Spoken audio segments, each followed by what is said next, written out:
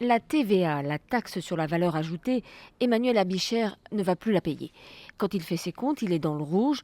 Une fois ses charges payées, il ne dégage aucun bénéfice avec sa production de lait. Alors, comme nombre d'éleveurs de Haute-Saône, dans le même cas, il a décidé de toucher l'État là où ça fait mal, au porte-monnaie.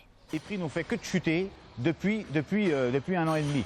Si bien qu'il manque aujourd'hui, sur un litre de lait, il manque 10 centimes d'euros, il manque 500 euros de l'hectare de céréales et il manque 1 euro du kilo de viande. Les agriculteurs de Haute-Saône, environ entre la moitié et 2 tiers, vont se retrouver en cessation de paiement d'ici la fin de l'année. Agriculteur céréalier depuis 10 ans, Alexandre Porchereau est bien décidé à suivre le mouvement. Il s'est endetté pour investir dans son exploitation et pourtant ses revenus baissent. On voit dans les grandes surfaces, les produits de consommation ne baissent pas. Alors que nous, notre revenu baisse. Donc il y a quand même quelque part un problème. Les fournisseurs et prestataires de services en première ligne pour percevoir la TVA comprennent le ras-le-bol des exploitants.